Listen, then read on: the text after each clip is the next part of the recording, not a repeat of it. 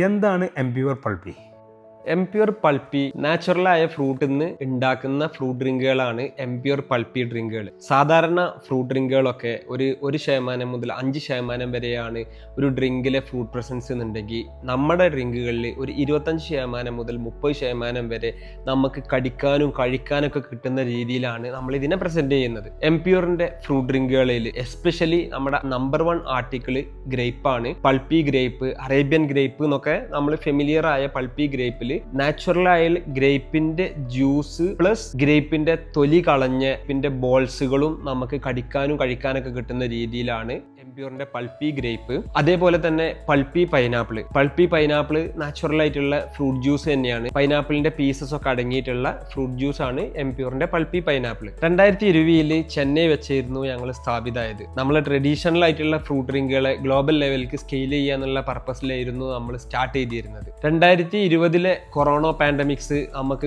ഏറ്റവും കൂടുതൽ അഫക്റ്റ് ചെയ്യപ്പെട്ട സിറ്റി ചെന്നൈ ആയതുകൊണ്ട് പിന്നീട് നമുക്ക് നാട്ടിലേക്ക് മൂവ് ആവേണ്ടി വന്നു. നാട്ടിൽ തന്നെ നമ്മൾ വളരാനുള്ള എല്ലാ സാഹചര്യങ്ങളും ഉണ്ടാക്കി തന്നു. 2021 ഞങ്ങൾ കേരളത്തിന് പുറത്തേക്ക് ലക്ഷദ്വീപിലേക്ക്, തമിഴ്നാട്ടിലേക്ക്, കർണാടകത്തിലേക്കൊക്കെ ഞങ്ങൾ സെയിൽസ് സ്റ്റാർട്ട് ചെയ്തിരുന്നു. അതേ കൂട്ടത്തിൽ തന്നെ 2021 എക്സ്പോർട്ടിങ്ങിനും വേണ്ടി ശ്രമിച്ചിരുന്നു. UAE പല ഡിസ്ട്രിബ്യൂട്ടേഴ്സുമായിട്ടും പല മോഡേൺ ട്രേഡ് ചാനലുകളുമായിട്ടും സംസാരിച്ചിരുന്നുവെങ്കിലും ഫ്രൂട്ടിന്റെ അവൈലബിലിറ്റി കാരണം നമുക്ക് അതിന് കഴിയാതെ വന്ന്. പക്ഷെ അതിനുശേഷം നമ്മൾ പ്രൊഡക്റ്റില്, ടേസ്റ്റില്, ടോട്ടൽ പ്രോസസ്സിൽ തന്നെ നമ്മൾ റീ എഞ്ചിനീയറിംഗ് വരുത്തി ഷെൽഫ് ലൈഫ് ഒക്കെ ഇൻക്രീസ് ചെയ്തിട്ടാണ് ഇപ്പോൾ ഉള്ളത്.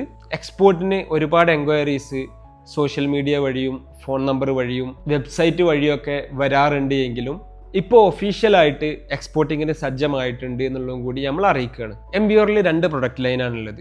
ഒന്ന് കൺസ്യൂമർ ബോട്ടിൽ 200 ml ഫ്രൂട്ട് ഡ്രിങ്കുകൾ, അതേപോലെ തന്നെ ഇതിന്റെ മെഗാ പാക്കുകൾ. 200 ml ഫ്രൂട്ട് ഡ്രിങ്ക് എന്ന് പറഞ്ഞാൽ സാധാരണ ജനറൽ ട്രേഡിലൊക്കെ വിൽക്കാൻ പറ്റുന്ന രീതിയിൽ ഒരാൾക്ക് എടുത്ത് കഴിക്കാൻ പറ്റുന്ന രീതിയിലാണ് ഇതിന്റെ എക്സ്പീരിയൻസ്. എന്നാൽ മെഗാ പാക്കുകൾ 2.5 ലിറ്റർ പൗച്ചുകളിലായിട്ടാണ് വരുന്നത്.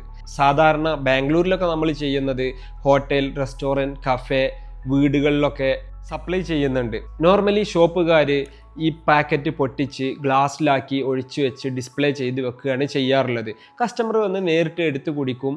വീടുകളിലാണെന്നുണ്ടെങ്കിൽ ഒരു സ്പെഷ്യൽ ഡ്രിങ്ക് ആയിട്ടും അതിഥികളൊക്കെ വരുന്ന സമയത്ത് സെർവ് ചെയ്യുന്ന ഒരു ഡ്രിങ്കൊക്കെ ആയിട്ടാണ് ഇത് ഉപയോഗിക്കുന്നത്. എവിടെയെല്ലാം അവൈലബിൾ ആണ്? നിലവിൽ കേരളത്തിൽ, ബാംഗ്ലൂരിൽ, ഇനി മിഡിൽ ഈസ്റ്റിലും കൂടെ സ്റ്റാർട്ട് ആക്കുകയാണ്. മിഡിൽ ഈസ്റ്റിൽ ഇപ്പോൾ UAE വെച്ചാണ് സ്റ്റാർട്ട് ആക്കുന്നത്. നിയറസ്റ്റ് ആയിട്ടുള്ള രാജ്യങ്ങൾക്കും കൂടിയുള്ള എൻക്വയറികളും കൂടി ഇപ്പോൾ എടുക്കുന്നുണ്ട്. കൂടുതൽ അപ്ഡേറ്റുകൾ ഞങ്ങൾ വീണ്ടും അറിയിക്കും.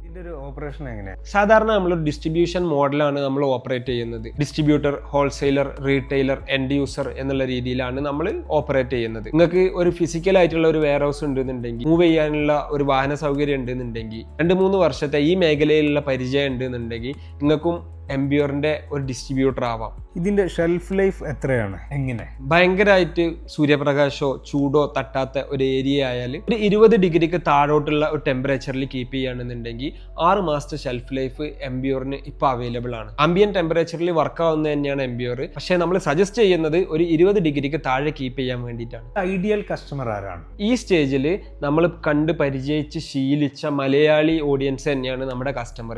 പക്ഷേ ഒരു ടേസ്റ്റ് എന്നുള്ള നിലക്ക് അല്ലെങ്കിൽ ഒരു രുചി എന്നുള്ള നിലക്ക് ഇതിന് ജോഗ്രഫികൾ ഇല്ലാതെ സഞ്ചരിക്കാൻ കഴിയും എന്നുള്ളൊരു വിശ്വാസം നിങ്ങൾക്കുള്ളത് പോലെ നമുക്കുണ്ട്. സ്വാഭാവികമായിട്ട് ഇനീഷ്യൽ സ്റ്റേജിൽ നമുക്ക് നമ്മളെ മലയാളീസ് തന്നെയാണ് നമ്മളെ പ്രൈം ഓഡിയൻസ് വരുന്നത്. ഇതിന്റെ പ്രൊമോഷണൽ ആക്ടിവിറ്റീസ് എന്തെല്ലാമാണ്? ഇൻസ്റ്റോർ ആഡുകൾക്ക് വേണ്ടിയിട്ടുള്ള മെറ്റീരിയൽസ് നമ്മൾ പ്രൊവൈഡ് ചെയ്യും. അതേപോലെ തന്നെ ഔട്ട്ഡോർ ആക്ടിവിറ്റികളിൽ സോഷ്യൽ മീഡിയ ആണ് ഞങ്ങൾ കൂടുതൽ ഡിപ്പെൻഡ് ചെയ്യാറുള്ളത്. അത് നമ്മൾ കണ്ടിന്യൂ ചെയ്യും.